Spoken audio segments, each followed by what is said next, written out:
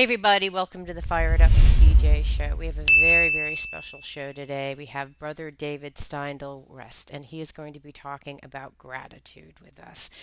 And Brother David is a Benedictine monk, and we're going to talk all about his practice of gratitude. So welcome.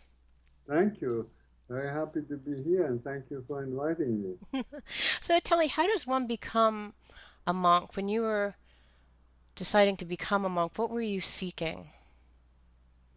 Well, uh, I grew up during the war, World War II, and we've had bombs and death all around us, and yet we had a very happy uh, childhood and youth.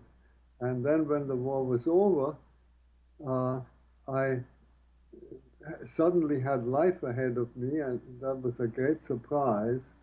And there I remember the passage that I had read in a little book called The Root of St. Benedict. It's 1500 years old, and in which St. Benedict describes how to set up a monastery. And in this little book, there was a sentence that said, to have death at all times before your eyes.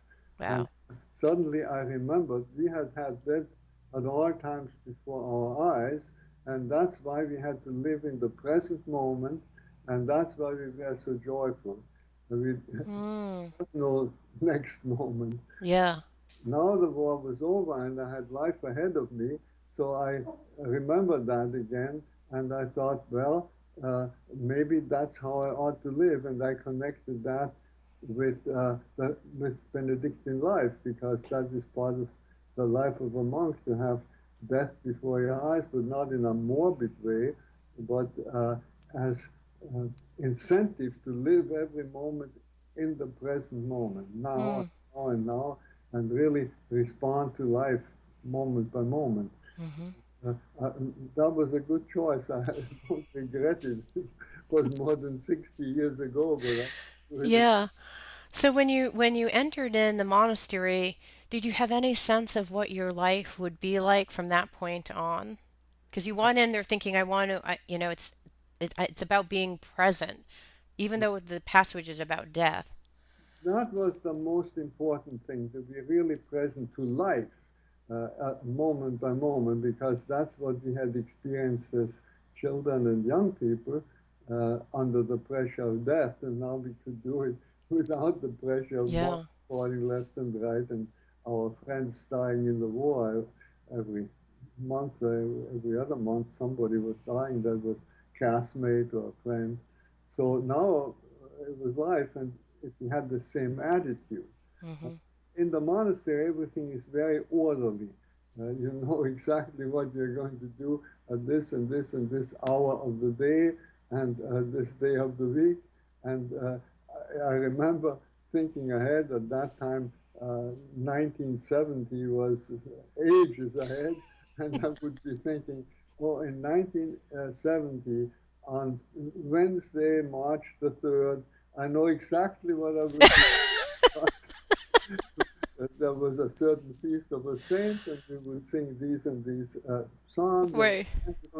and I'm the type that was perfectly happy with that. That's Yeah. how I would like to be, but it came completely differently.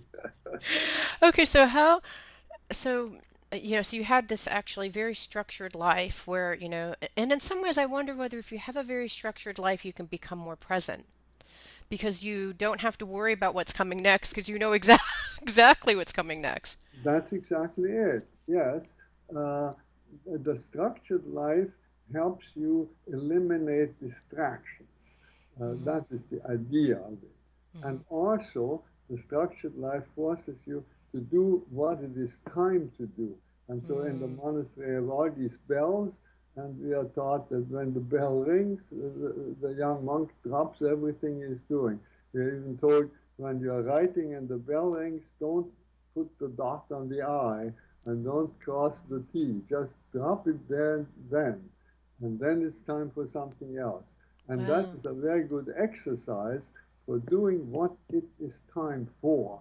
And that's Right. something that not only monks need to practice, but everybody can practice that. Yeah, because we want to move, we want to finish whatever that dot the T, dot the I, and we can't be complete. There's a part of us that feels we can't be complete unless I cross the T and dot the I. Isn't that fascinating? So when you actually just drop it, does it? What does that feel? I've never even done that, so I don't even know what it feels like. Well, what it does is it breaks the automatic momentum. Mm. We have in our lives an automatic momentum. You get into the car and you do things automatically. You're Yes. not thinking, now I have to start it, now I have to give gas. It goes all automatic. And to a certain extent, that is uh, desirable and necessary. If you always had to think, Right. now I have to give gas, that wouldn't work. Yeah. But this automatic habit of doing things automatically tends to take over our whole life. And everything that's automatic isn't alive. It's either Mm. automatic, then it's mechanical, or it is surprising and different, then it's alive. And to break that automatism, that is why you start. Mm. Because automatically you are inclined to continue. You're now I'm writing, well, write at least finish this. No, stop. Yeah. This Wow. stop is a very important thing. Yeah. Okay, so how did you so your current life is not the life of a typical Benedictine monk. How, how did you get to where you are now? Where you're in the mainstream now, I know you just, you came to your hotel room and you probably flew someplace and you're flying someplace else. You're kind of in the mainstream living the path of all of us now. uh, how did you get there? Yeah, that's very strange because Benedictine monks always stay in the same Yeah. place. That is one of our principles. We belong to this community, and normally we stay in this community. And that was very important in the course of history because in the Dark Ages, when cities were wiped out and the Vikings were coming and the Tartars were coming and the Huns were coming and they were destroying everything every so often. The only place that you knew would always be there were the monasteries because they were rebuilt. They were Mm, destroyed and rebuilt and destroyed and rebuilt. And there are monasteries in Austria where I'm living now much of the time that are more than 1,000 years old. And, mm, they were destroyed and rebuilt. And they were sort of what formed the basis for our European culture, from which then the American culture also descended. mm-hmm, They were sort of firm points. mm-hmm. And that was very important in the course of history. Yeah, so your current life, what is your community? Because you said that there was a stable presence in the community and the anchor. So what is your community, the world? What is it? Well, after I was in my community for about 15 years or so, uh, yeah, 15 years, 12, 15 years, uh, I got uh, our abbot sent us out. He sent the young monks out to give talks because he was invited to give talks and he had too many invitations, so he sent some of the young monks out. Mm-hmm. And I was one of those that was sent out to give talks, usually at universities. And usually, what people were interested in was monastic life. Mm, And so this was now the 60s, late 60s, mid 60s. Young people were always interested in what was monastic life yeah. like. And as I was going out, I was discovering that there were all of a sudden Buddhist monks. We had never heard of Buddhist monks and Hindu monks. And Uh-huh. maybe we knew they were existing somewhere in India, but they were running around in the streets of New York City. Yeah. So I had to inform myself. Uh, if I talk about monastic life, is this something that connects us? Or is it something different? So I had to read up a little bit on monastic life, and Yeah. I read a book by D.T. Suzuki that was at that time a famous book, and it was called The Training of a Zen Buddhist Monk. And Hmm. I was so surprised because it was exactly like our own training. And there was no connection between the two historically or geographically. They were on opposite points of the world. So I discovered that monastic life is really, as Thomas Merton put it at one point, an instinct of the human heart. There is an Mm. archetype in every human being, the archetype of the monk, just as we have the archetype of the king or princess or magician in us, so we have Yeah. the archetype of the monk, each one of us. And then um, I friends of mine said, "Oh, you should meet one of those monks." So I met a young monk that had just come from Japan via Hawaii, and that was my first live monk of another Yeah. tradition. And I didn't know what we would do together, but we met in front of the Museum of Modern Metropolitan Museum in New York City because I thought we'd probably go in there and look at Oriental art and then Right. have something to talk about. And he said he went, made this appointment to meet at the Met because he was so new to New York. That was about one of the few places he could find. Oh, He that's lived on funny. the other side of Central Park, and he was just walking across. So we met there, and we never went into the museum. We took one look. We never spent 1 minute on small talk, and we sat down on the bench and we had a real deep conversation Mm. for hours. And Wow. it showed me how much we have in common Mm. with Mm-hmm. other traditions. Mm-hmm. And this interreligious dialogue, which now is an important element in the world, was really started by monks because they have already so much in common, although they come from many different traditions. And Mm. that is how I got into interreligious dialogue. And uh, at that time, there was a protests against the Vietnam War. And so I thought I was invited to the second teach-in at the University of Michigan. So I thought, well, that was a nice opportunity, a team in Vietnam. You have the Catholics and you have the Buddhists. So I go with the Buddhists Mm. and we make a little team. And he came along, so we went there together and even made a little manifesto. Yeah. So it was fun and we were together, you see. Yeah. So did your experience, so was it Thich Nhat Hanh that you met, or who was the monk that you were meeting at that time? Also at that time, yes, yes. We were at the same time at Columbia University, and I still have somewhere a napkin, a paper napkin on which he wrote a haiku for me. That's so sweet. All right, do you remember what the haiku was?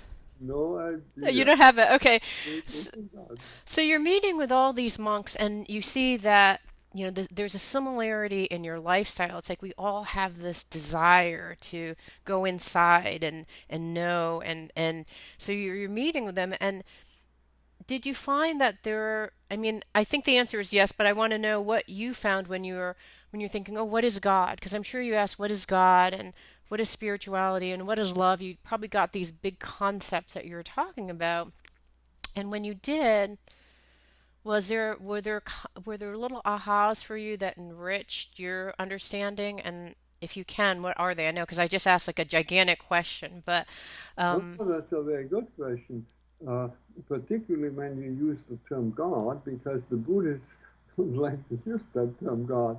So when I had dialogues with my Buddhist teacher, um, I would always avoid the word God because I mhm, didn't want to offend him. right, But I was talking about that great mystery. I might right, call it the ground of being or so. And uh, and we had good conversations about it. And before I knew it, he was always using the term God. He was using the term God because he wasn't frightened or threatened by it.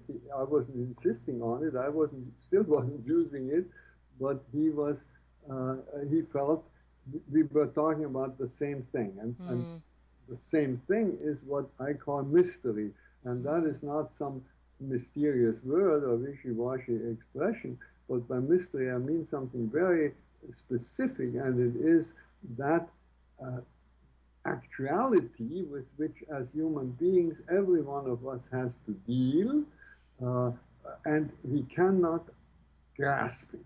We cannot get hold of it.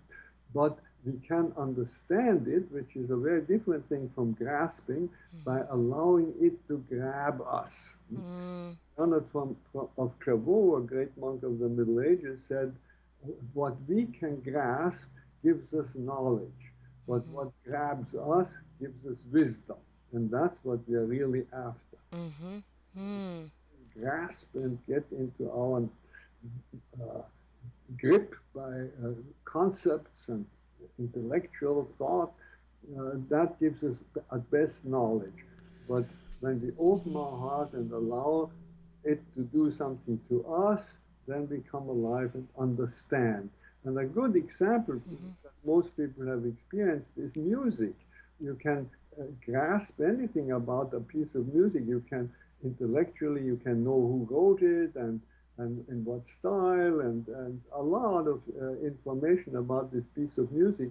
But unless you know about it, but you don't really understand it. But if you listen to it, you don't need to know much about it. You feel something. It does mm-hmm, you, and that is what we mean by understanding music. Yeah. You have a relationship to it. mm-hmm, The same happens with the great mystery. You may call it life, or it goes far beyond life. And those who use the term God correctly use it also for that. mm, okay, We interact with that mystery. yeah, That's what we're made for. yeah, Whether you call it God or not, Buddhists do exactly the same. It's this great mystery into, first of all, into which we have let ourselves down because it's like a great silence. You see, mm-hmm, silence. We have to get still ourselves and let ourselves down into that mystery.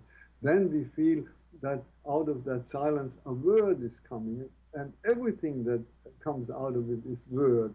Uh, the whole universe can be understood as a word in the sense that it speaks to us. It has mm-hmm, a message, and mm-hmm, and within the universe, every uh, flower, every uh, person, of course, every animal, every fruit is a word that comes to us. In mm-hmm, order to understand that great mystery, you have to learn all the different languages. mm-hmm.